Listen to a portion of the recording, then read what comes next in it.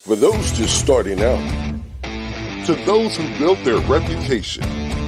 In the detail industry, navigating the course is a daily grind. This is Play-by-Play with industry professionals tackling topics and offering tips to help improve your game plan. Now, here's your play-by-play.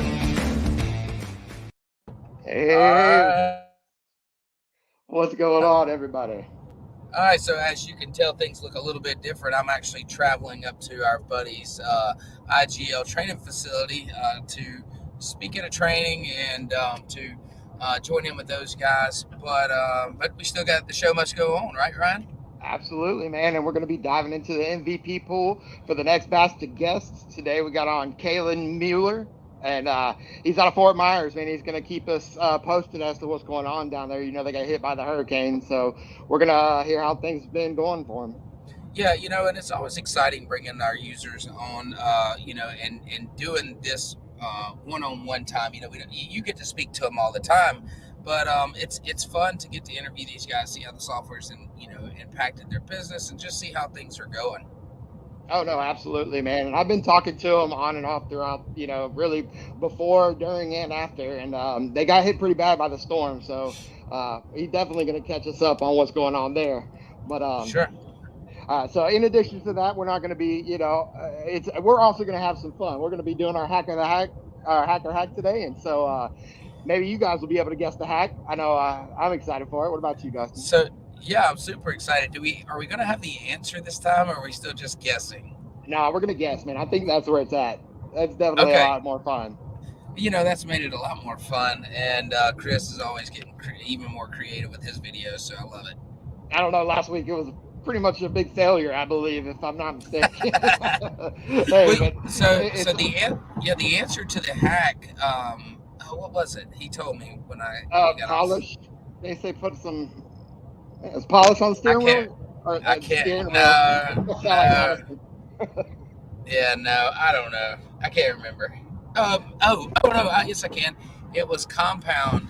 It was compound in the polish. He had mixed compound into the polish to give the polish a little more bite.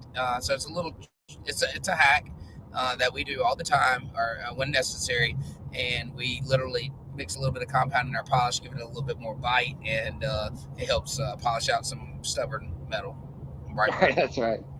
Hey, man. Well, it worked. I think today's going to be a fun one as well. We've been talking about this all week, but speaking with Cayden, it's really talking about adversity in business, right? Okay. You know a little bit about that, right? Yeah, we have, and adversity happens. Obviously, most of the time it's unexpected. It's hard to plan for these things, but they come along in business, and you got to be prepared for them. And we've experienced some of that. I mean, obviously, we had a shop fire where our shop had burned to the ground right before the day before a big event that we were having, our fall festival. And lost everything in the shop, tools, forklift, a load of pumpkins that we had for the fall festival. And, it's like, you just got to pick up the pieces and move on. We parked a big camper out in front of the shop and continued on with the festival the next day. As hard as that was, we still did it. Yeah. The camper just to block out the fire damage? Yeah, absolutely. Okay. Yeah, well, and it blocked out the visual, so you couldn't see where our shop had burned. So we parked it out in front. We actually set the DJ that was up on the front porch of that camper. That camper was mine, and it had this front porch that laid out, and we put him up on stage, like that porch area on my camper, and so we just made it a part of the show, but nobody could see the burned shop behind him.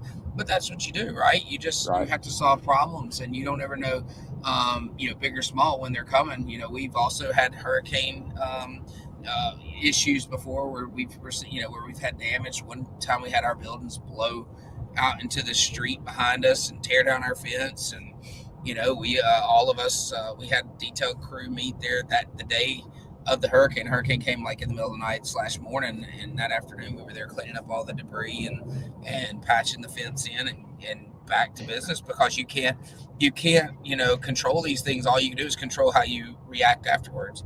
That's right. No problems, only solutions. You got it right, JT. Yeah, that's a good friend of mine down in those shorts, JT. So yeah, but like adversity makes you stronger, and I know that the guys and girls down in Florida are going to come back stronger than ever. But it's just an opportunity for that. It's an opportunity to build back better. It's an opportunity to do things you would have done differently that you wouldn't otherwise. I mean, like we would never have the shop that we're in now, I don't think, had we not had the shop fire.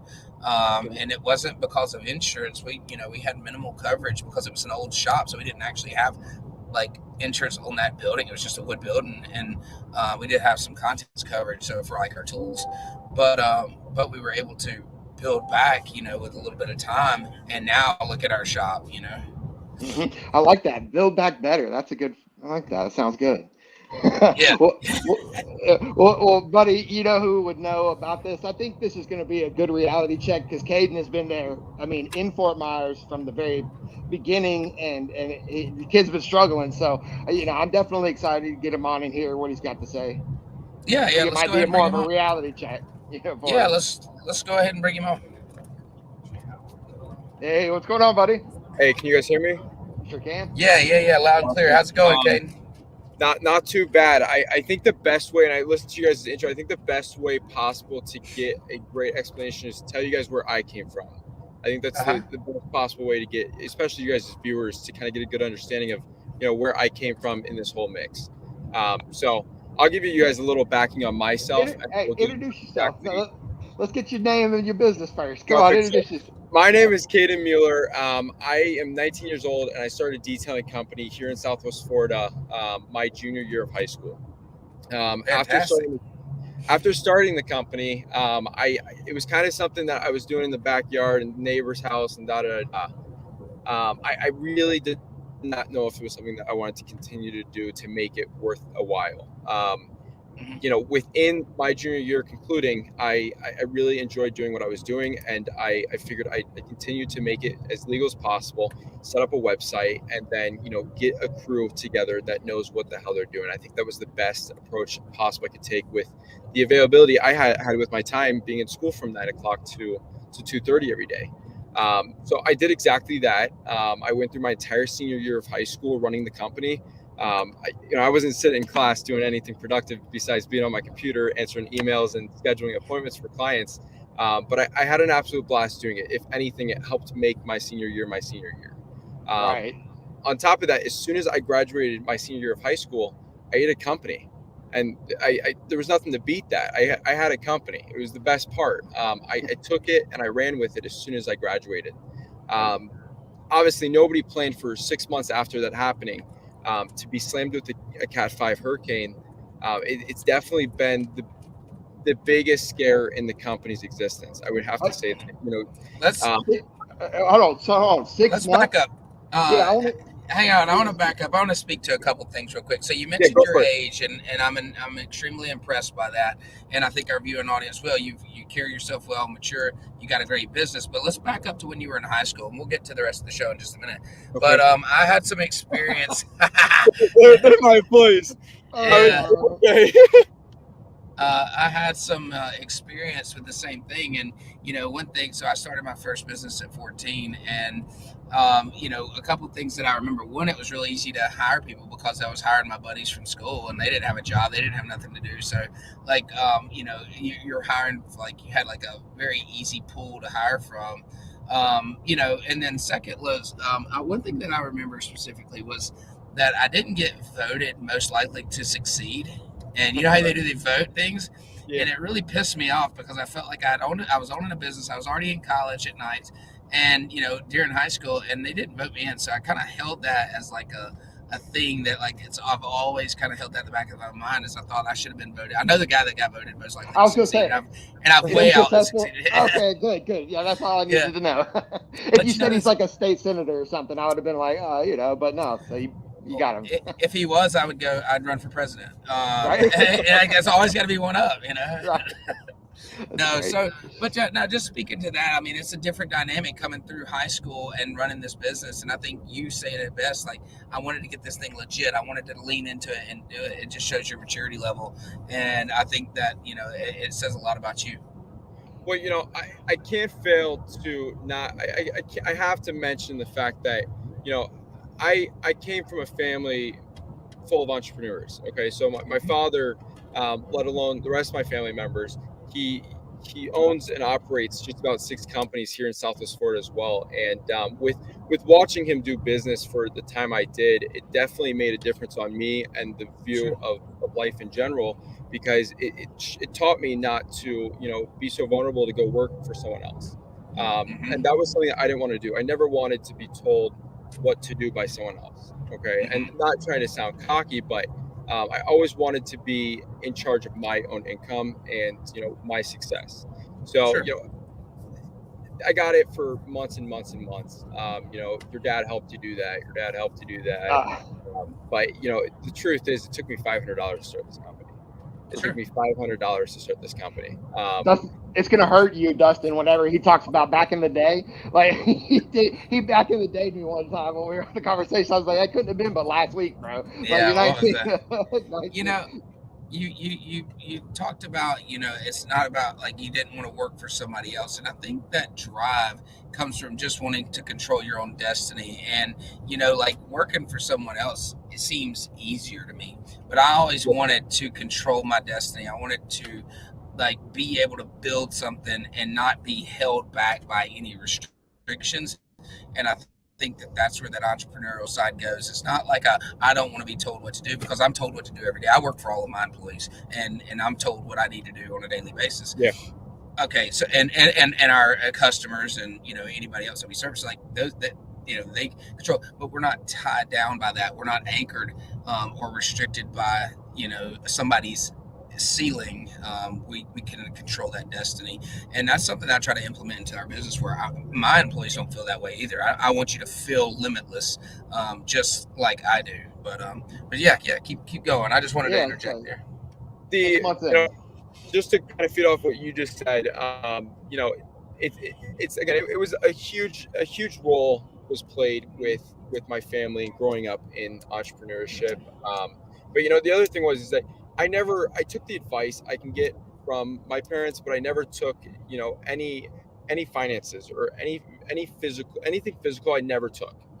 Sure. I just took the advice, because that set me back in the mindset of, okay, this is not mine if I'm using someone else's. And my dad really, again, no help at all whatsoever, just the advice and listening to people has got me so much further than I have ever anticipated it to.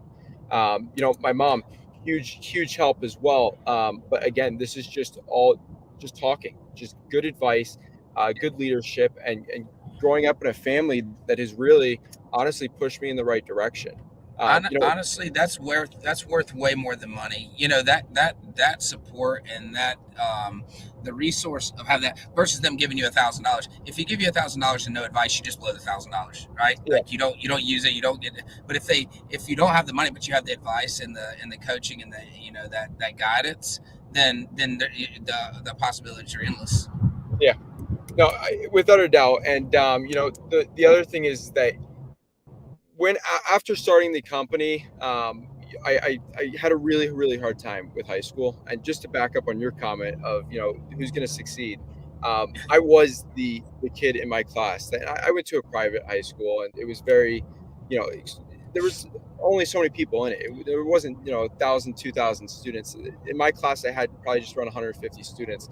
And I was known as the businessman, the entrepreneur, X, Y, and Z. And that I didn't like the ego. I didn't, because it made me get a little cocky. So I always, swerved away from it a little bit. But, after high school, again, I had this company. I had a grasp of an established legal company that I could do whatever the hell I wanted to do with it. So I could go left, right, up, and down, and I would still be happy. So, my next approach to it was, how can I make this worth even more? How can I even make it worth more and more and more and more? That was kind of what I was trying to do. Obviously, summertime here is not season for us, as you guys may know. It's most people down here come down here during the winter time when it's 70 degrees, which is cold to me, and it's hot to the people up north. Snowbirds. Yeah, exactly, snowbirds. Yeah. But I don't want to say it. But that's our peak season. I'm sorry, is that derogatory? Is snowbirds derogatory these days? Some older people down here will take offense to it, but that is our main. That is our main source of clientele. And, just to jump start into the big conversation we're going to have in regards to this hurricane, we're not going to see a lot of those people down here this year because Right. a lot of people on the water were greatly affected by this storm. And the one thing that I can't fail to mention is that in every single storm you see across the entire nation, you get these little news clips of the hardest of the hard hit areas that they specialize on. That they may have one photo of a boat on a road or something like that. Mhm. What people don't realize here, and I think what the media fails to cover as much as they should, is it's not like that. This is a wide area of destruction that took place. I mean, we're down to Naples all the way up to Punta Gorda that has all been devastated. And when I say devastated, I'm talking, if you guys know what State Road 41 is, anything to the west of 41 going from Naples all the way up to Punta Gorda has been impacted some way, somehow by the storm. There's the houses here and there that you drive past and you look over at it and you're just like, did the house even get hit? And then there's the houses that don't have roofs. That there's people without homes. I have an employee sleeping in his car. I'm still working on everything I could possibly do to get him out of that scenario. Sure. I can go on and on, but the day of the storm. Go ahead. Well, no. Go ahead. The day of the storm.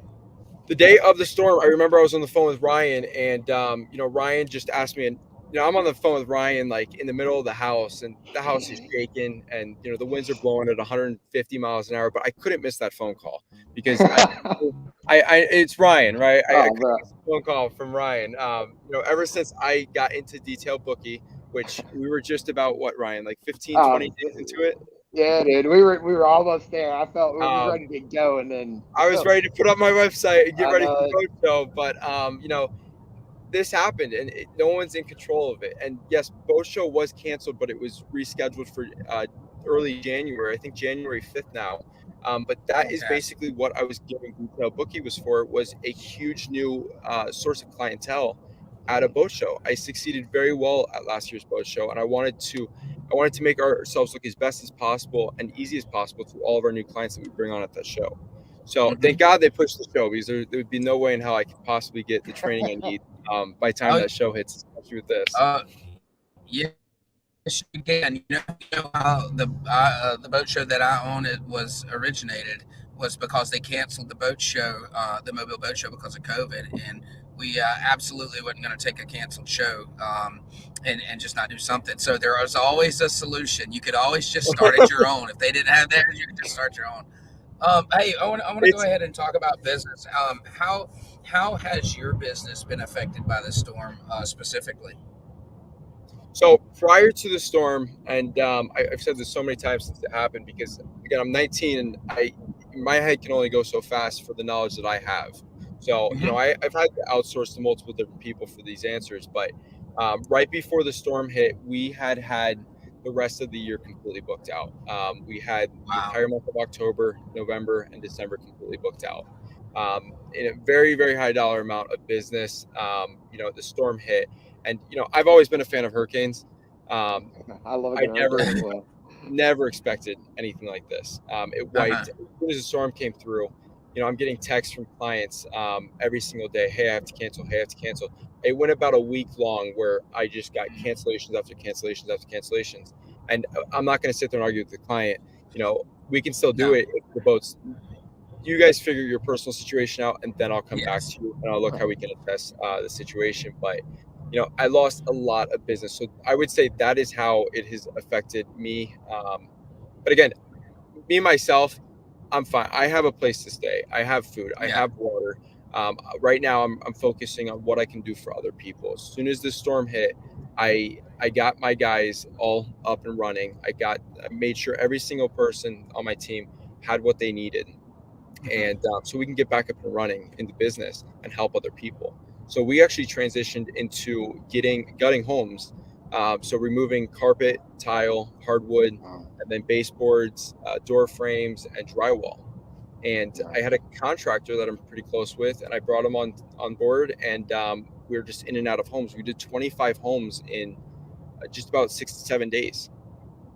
Wow. So that's incredible. So business shift. I mean, you have to figure it out because you have employees that probably have families to feed, and you guys have bills to pay. I'm sure that just steadily come in, and even if you don't specifically, you can assume that other businesses like yours do have those. You're in a unique scenario where you are younger, but I know you have business expense. I'm not taking away from that, but Yeah. Maybe you don't have everything that a business that's been up and running 5 or 10 years has, but you make that shift that hey, we don't just wave the white flag and say close the doors, we're gone forever. We have to keep going. And what does that next revenue stream look like? What does it do? And I can tell you, once detailing is needed again, it's going to be needed on a large scale, not a small scale. So to be staging yourself up, maybe you build that team stronger. We go out and we clean houses or clear houses, whatever you were doing. But we're building this team for when it does come back, it's going to come back strong. And, it's not the fact that you're capitalizing on somebody's, bad time. These things have to be done. Like cleanup has to happen. These vehicles and boats have to be cleaned back up because, or else they lose value. Insurance is certainly going to be buying, I'm sure, a few folks some new boats. So that might be, you say Ryan says a few, but wait, I mean, if I could fly a drone on the stream right now and fly it over exactly where I'm sitting right now, I'm sitting right before the Fort Myers Beach Bridge right now in an apartment complex. Every single one of these apartments are, they're 2 stories, but every single unit has a bottom story. Every single unit was just decimated from the second story down. There was 8 feet of water in every single one of these units. I mean, there's a sailboat sitting right in front of my truck in the grass. It's wow. Pretty big sailboat. There's a lot of pickup to do here. There's a lot of pickup. And, the one thing that Dustin said about my team is that, we're detailers. We're not labor that goes into homes to gut them.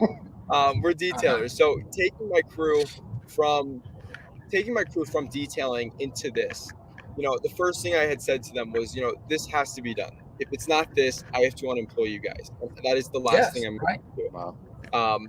And the first text that went out after the storm was a really nice paragraph that basically just said, I'm going to do everything I possibly can to keep you guys employed. That team means a lot to me.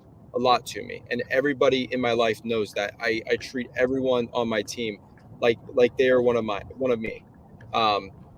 So that was my main goal right there, was to keep everyone employed and keep everybody happy and make sure they have what they need. Because I knew that without my check, or the check that I write them into their account every single week, that they would be struggling. That's the last thing I need.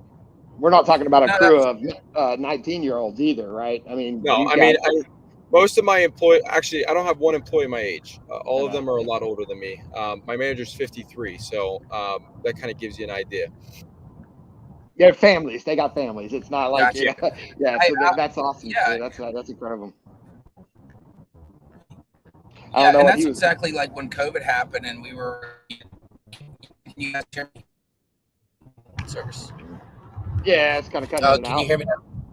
You're back. Okay. So one thing I wanted to mention, during COVID, we had a similar kind of response to that, and so they forced us to shut the doors on that Monday morning. I had everybody come in, like everybody's coming to work, okay? And we hold a meeting, and I say, listen, we're not here to close down.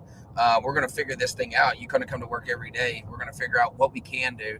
And we actually, our retail side of things, where we sell retail clothing, actually flourished because of a decision that we made to sell using our social media, and then deliver free local delivery, And so you just figure these things out, and you did right by sending out a message and saying, hey guys, don't, I'm not giving up. Like, we're not waving the white flag here. We're here to stay. And this is just, this is just a bump in the road, as bad as it is. And as many people as it's displaced and put out, you just take this and you have to move on. I mean, like, that's just, human nature and the will.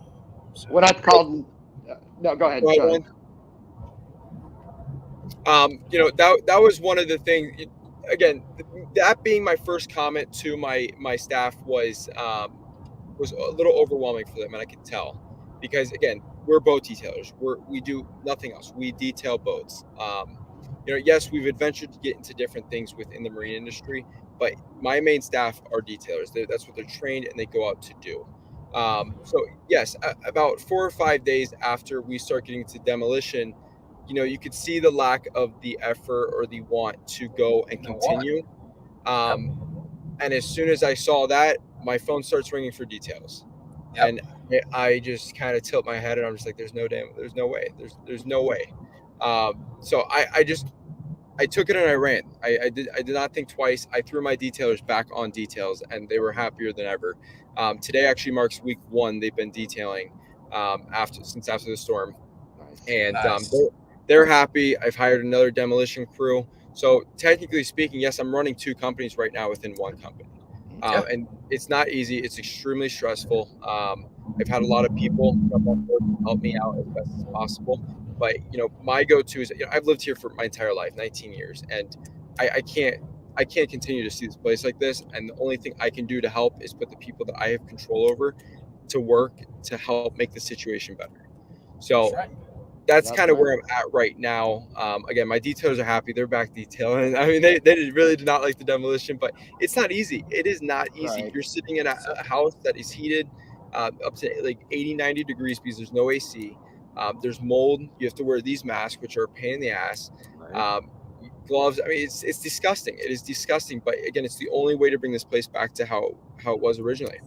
Now, I definitely want to speak to this. When I called you to ask if you wanted to be on the podcast, the very first thing that you said was, "Yeah, I can, but I need to tell you about this family." And so immediately you were like, "I've got it. I'll do it."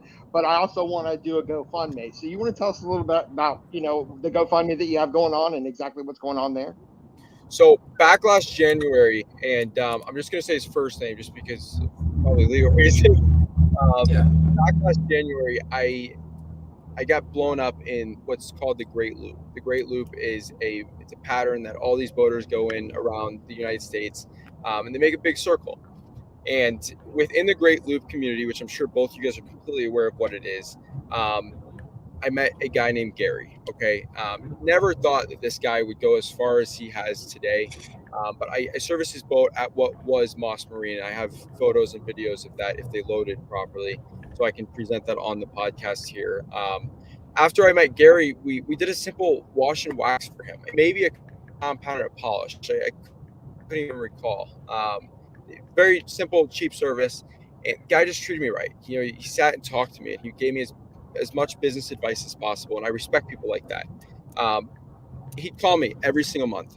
He'd text me every single month just to check on me, see how I was doing, see how business was, if I needed anything. A day prior to the storm, I got a text from him. I hope you and your family are in a safe spot. This isn't looking pretty. We'd love to give you guys any assistance that you need because I know that you're going to be in the community as soon as you possibly can. And I respected the effort that he showed to me more than anything. I don't think he knows how much I respect him. I have told him multiple times, but this guy's he's changed a lot for me. As soon as the storm hits, he's on the phone with me and he's bringing down as much as he possibly can from Michigan. I believe he was coming from Michigan. Don't quote me on that. The guy gets down here, and as soon as, give me 1 second, I apologize. Thank you. Thank you. As soon as he gets down here, sorry, my guy's waiting on me. As soon as he gets down here, it was just like, what can we do to help? I didn't get that. Could you try again? I'm like all over the place. My Siri's talking to me. So as soon as he gets down here, he kind of just assesses me and what I need. And I told Gary, I said, I don't need anything. Go drop it off to people that look like they need help or people that are desperate. Because I haven't. I've had a place to stay. I've had food. I've had water, and I've had people to be there for me. Yes, we lost our house. We didn't lose our house, but our house was flooded. But I'm fine. I'm content. My family is content. So that's not my worry. My worry is the people that are actually. There are people, right? There were people that were in more need of you, and you were happy to pass those blessings on to them, and it says a lot. Yeah.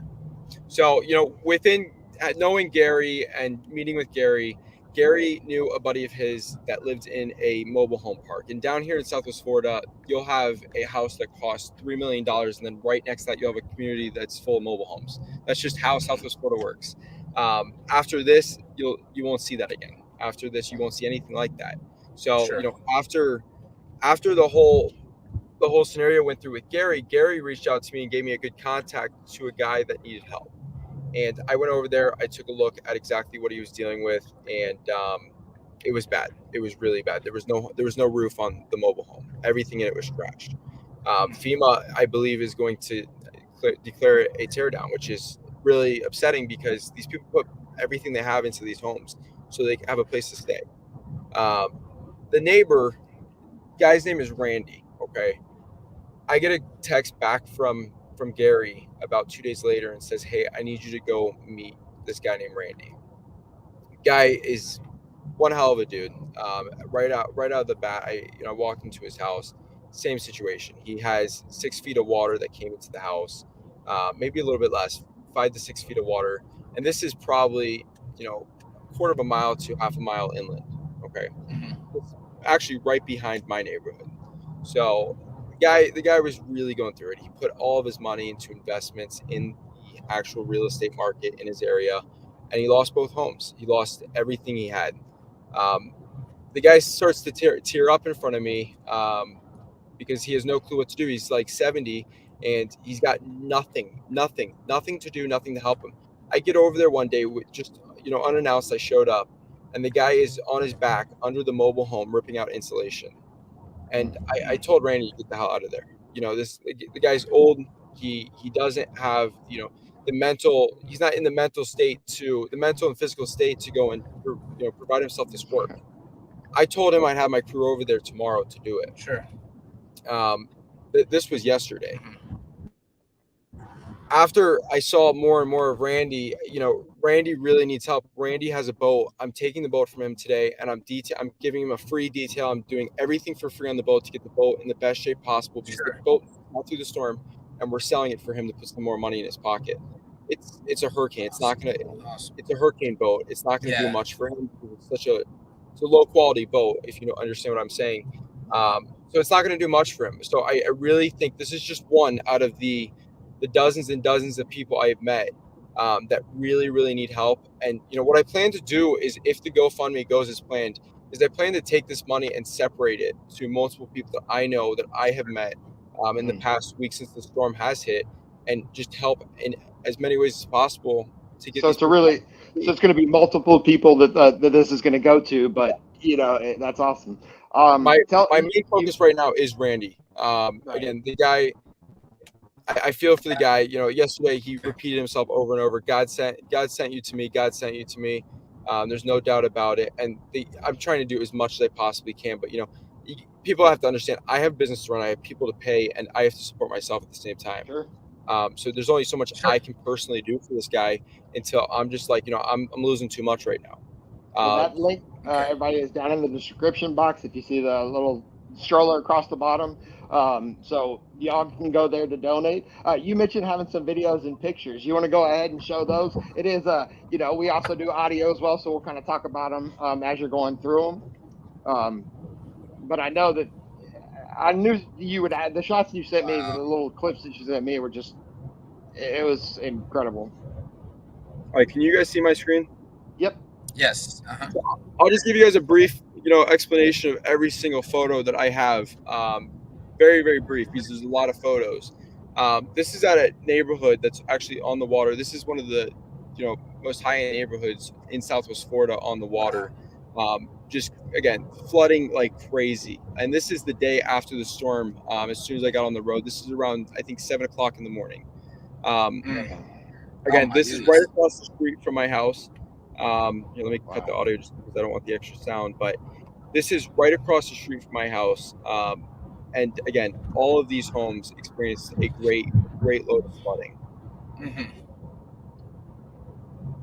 This is I took a friend to Fort Myers Beach, and it's funny because without me knowing, she filmed me the entire time, and then she posted a TikTok. And I'm not a huge TikToker, but I don't know how to use it. The post didn't do too bad, but this photo she took of me, and it's a crazy photo just because what is behind me was Times Square of Fort Myers Beach, and it's just completely flat. There's nothing left to it. That's incredible. Holy cow. This is inside a bar on Fort Myers Beach. I thought it was funny because out of everything that happened, a chip a chip bucket lived. Look at that. Yeah. It's ridiculous. These storms are so unpredictable, and some of the little things that you'll see, walking through the devastation, it won't make sense. I saw a yacht yesterday sitting in the mangroves about a quarter of a mile inland, and the salt and pepper shaker were still sitting straight up in his kitchen, and half the boat is missing. So it's like stupid little things like that just blows people's minds. But this is a client of mine that I've had contracted for just about a year and a half now. This was a boat that I took a lot of pride in because, again, it was my baby. If that makes sense. Sure. Just completely, gone. And this is a common trend with most of the vessels on Fort Myers Beach. Man, this Viking right here, the captain actually pulled it out of the marina, and we detail it next week. So I'm glad that that's going on. Yeah. So one completely trashed, the one right next to it didn't really take damage. There's a lot of damage, but we're gonna do as much as we possibly can to get it back up and running perfectly fine. But this is downtown Fort Myers. This was at Pinterest Marina, downtown Fort Myers. This was the first day I made it out there, which was about 2 days after the storm, and the entire dock's gone. Every boat that exists in downtown Fort Myers, I think I counted maybe 24 boats out of probably close to 1,000 boats that are down there that lived. Most of them are on land, and they're just everywhere destroyed. There's some more photos right here of this Meridian. This Meridian we actually had under contract. We were supposed to service this week as I speak. The boat was just purchased, and obviously that's not our plan anymore because it's severed into two. You can see the hull right above the rub rail right there. Yeah, that's unbelievable. Unbelievable. Jeez. This takes it back down to Fort Myers Beach. This is just a little more footage of what our bars look like down Fort Myers Beach. That's incredible, man. I mean, that's just absolute destruction. It is, man. I say you really have no idea how bad it is until you start to see pictures, and you don't get the skewed version of the media. This is just you walking around, you or your friend walking around taking pictures and with no agenda except for just to show the mess. Yeah. This photo right here, I'll never forget this day because it was the day after the storm. I go on the Fort Myers Beach. I start walking the Moss Marine. And I have a video of Moss Marine that you guys will see in a little bit here. But this photo was huge because, walking to Moss Marine, I was taking video everywhere I could possibly take video. And I peeked into the store and I took as much video as possible. And the owner of the store was standing there protecting it from looting. And there's still a lot of valuables in every single one of these stores. And there's people everywhere stealing stuff. I sat in the store for 2.5 hours with this guy boarding up the entire store, if you can see right here. We were just stacking everything we can find, and then we dug through all the mud right here just to find as much as possible that he can salvage and sell later on because he lost everything in this establishment. So I spent, again, 2.5 hours at the store, and I'll never forget the guy. His name is John. He gave me some things to take home with me out of his store for free, obviously. But I'll never forget that day because the guy was just miserable, and I made a huge difference to his day, and that really, changed my whole perspective on this entire situation. Man, that is insane. It's a bad situation. Can you guys hear me? Yep. Yeah. Good. Can you hear me? Okay, he's got. Okay. Listen, it's devastating. Can you guys hear me? Yeah, we can hear you. Go ahead, Ron. Oh no, I was. Okay, so it must be a delay. Anyways, total devastation. Definitely. Yeah, so definitely a lot of damage, and like we talked about, it's got to, as bad as this thing is, you got to pick up and move on, and that's everybody's mindset. We've had to do similar stuff, not to this level, and I don't ever want anybody to think that we're relating any of our, issues and things that have happened to us to relating to this, because we can't understand what you guys are going through. All we can do is try and help. But I do want to talk a little bit. I want to talk about business with you a little bit. I think that you're wise beyond your years in business, and I think you give a lot of credit to your parents and their entrepreneurial mindset. But I want to kind of roll back just a little bit. We have a little time left into your business itself, and like, how do people take you as being a young business owner, or how they took me? And it was a fight. I without this beard, I look really young, and I always looked young, and so I was always kind of had a point to prove, like, that I knew something, or that I was there with, that I wasn't just there to fill a room, but I actually had information and provided value. Do you have to fight those same battles being a young business owner?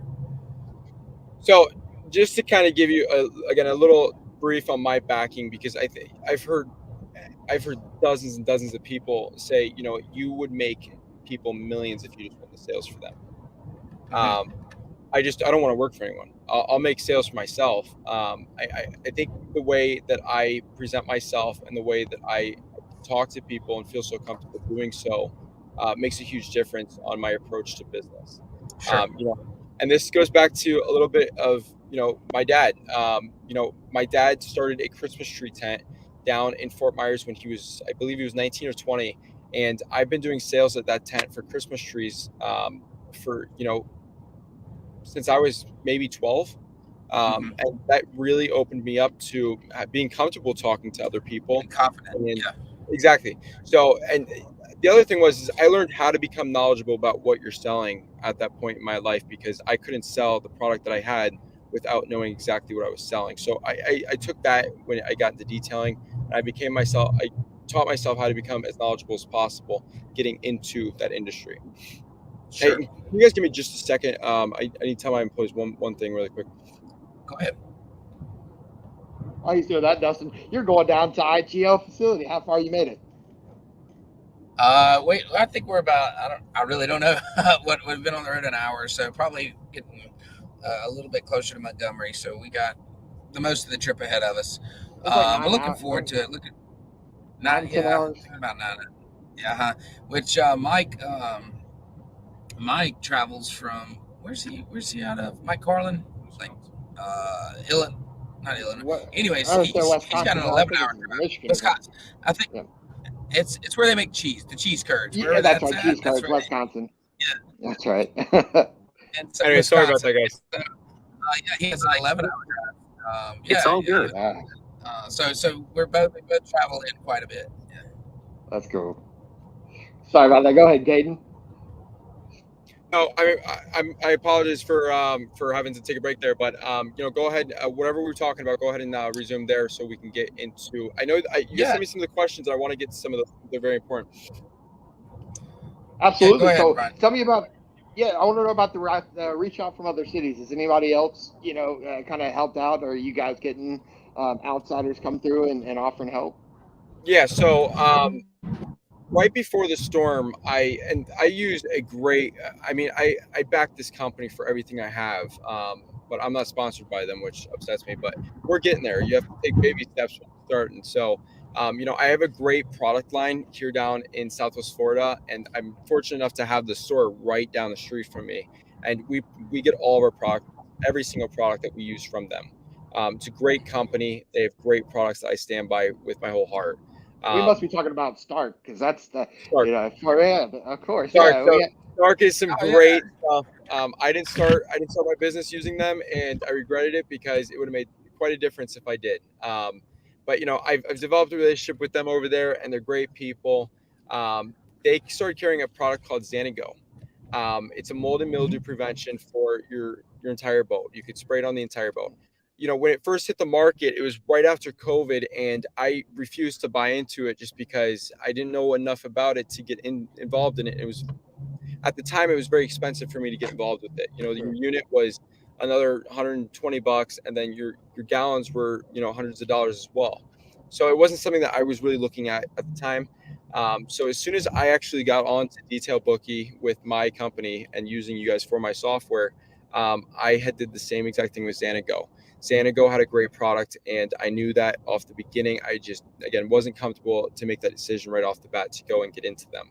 Sure. I ordered the product. They were about to send me all the marketing for Boat Show for their product line. And again, we're working with Stark on all of this because I purchase all the products from Stark. Again, check out Stark; it's great stuff.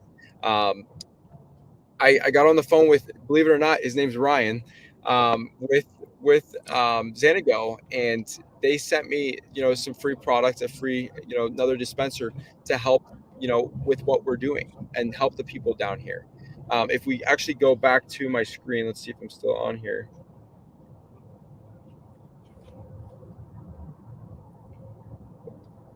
So right here is me actually applying Xanago to an apartment that we did for an elderly lady that just could not do it herself. So it's a mold and mildew prevention that we put on absolutely anything and everything that had water on it from the storm. I actually met the guy that I think it maybe is the one that came out with that at a training down at Marine Detail Supply. Drake had put on. I think it was one that Drake had done. And those guys were demoing the product. It looked like great stuff. I knew that gun looked familiar when I saw that picture. That makes a lot of sense.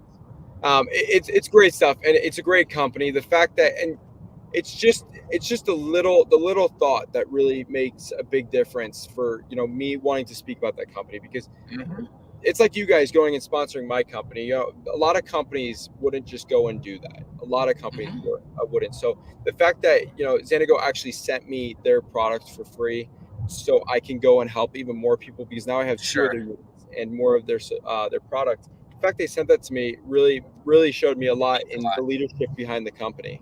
And yes, we have used every single ounce of what they've sent, and I honestly need more. So I'll be driving there later today.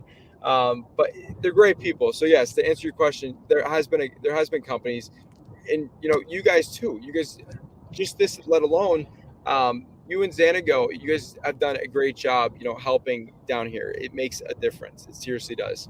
I do got to say something real quick, Dustin. Whenever I called him the day of, I was just calling to check on him, right? He answers the phone like this.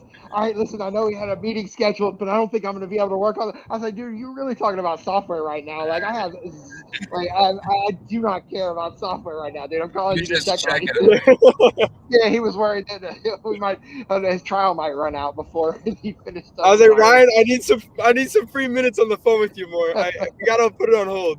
You gotta talk to Dustin, see if that's gonna work. It was funny, and then he had no hesitation in telling me, we'll put you on hold as soon as you're ready to jump back at it. We'll be at it, and that honestly, that took a lot of relief off me knowing that. Oh yeah. Yeah, absolutely. Yeah, and I have to mention, you mentioned us helping out, but there's something else that I want to talk about, if you guys can hear me. So there's another initiative going on that's really strong right now. Nathan Warren and Tony Hanna are put this thing together, and we've joined in from our end in our area to help take donations. But these guys are working their tails off. I don't want our efforts to be misconstrued with theirs. They have really reached out and done a lot, and we're just happy to contribute a little bit to it. But these guys are working their tails off to help send things down, send supplies down. They've raised a lot of money from detailers, so definitely want to give these guys a shout out too. So I know you have the GoFundMe link, but definitely Detailers for Hope is another initiative that's great to help supply funds that are needed. People that have been displaced and that are dealing with issues down there. Yeah, no, yeah, for sure. I've seen that one go too.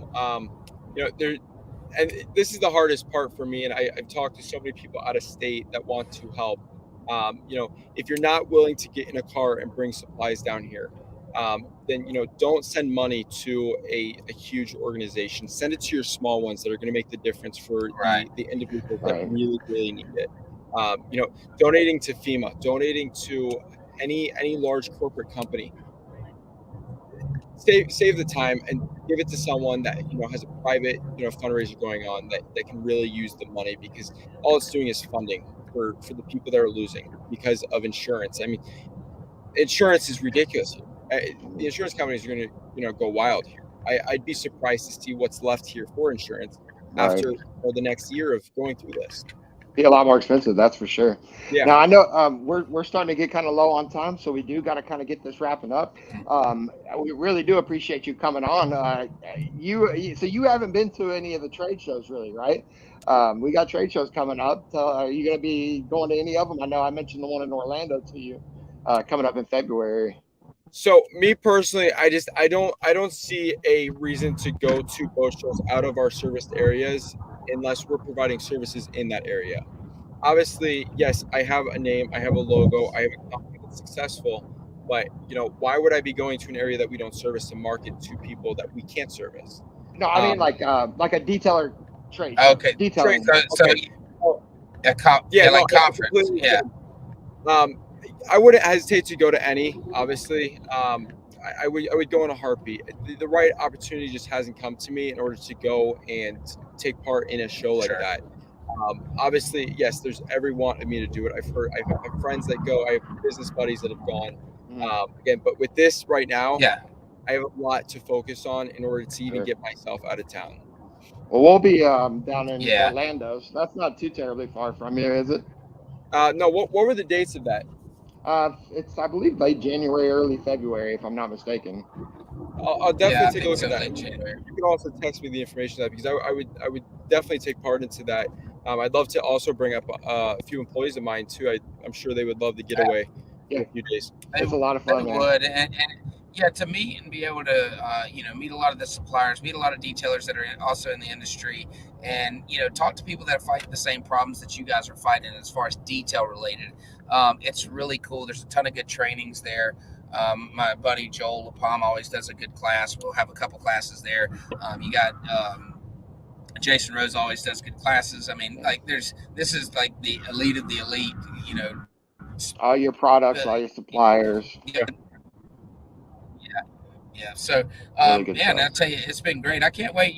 Me and you got a phone call to jump on. I'd like to continue talking a little business with you. I know that we missed that last one, but definitely want to jump on sometime and get caught up to speed.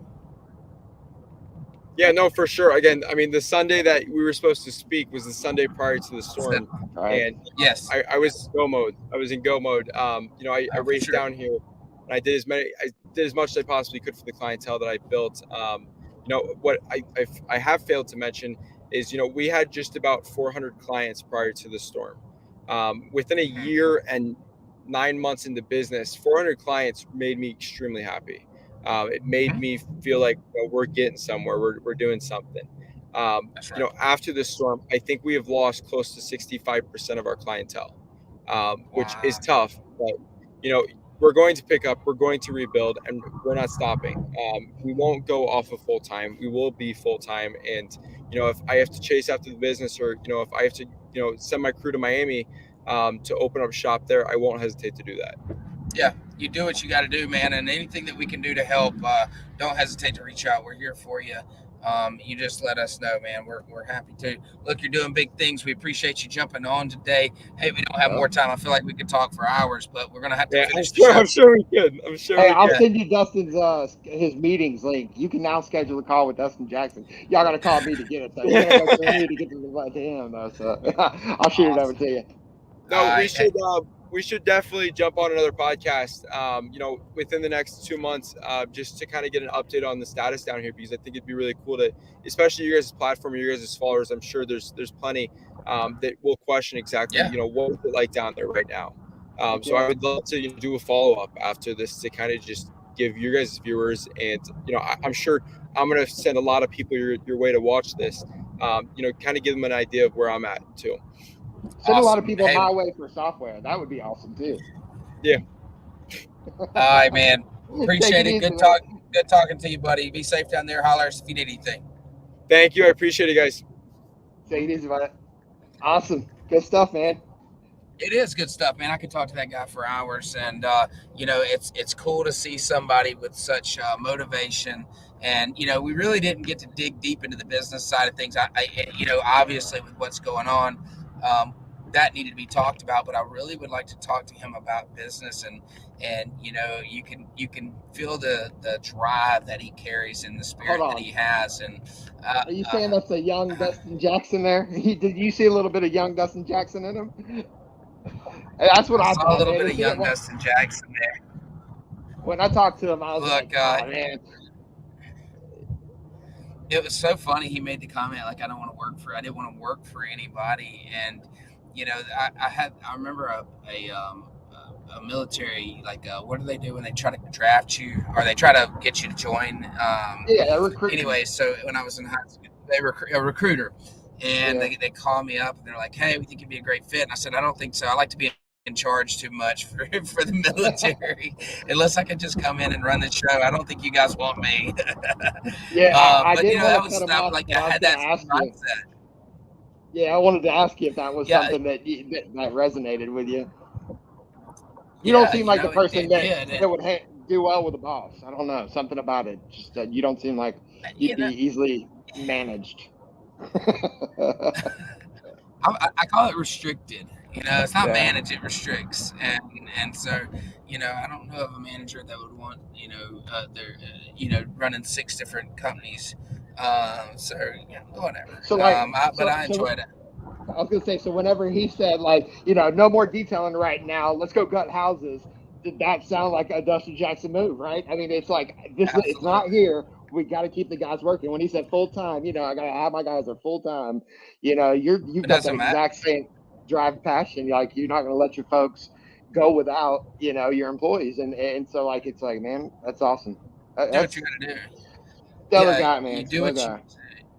Yeah, you do what you have to do, and that's, whether it's adversity, whether it's just slow in business, you just figure it out. And sometimes it's not easy, man. Sometimes you're scratching your head going, why me, and questioning, everything. But, at the end of the day, you just got to do what you got to do. So, well, man, we're going to bring this podcast back to life there. We kind of, petered out here towards the end. But look, we got ourselves a hacker hack coming up. What time is it? All right. Hack. That's correct. Or hack.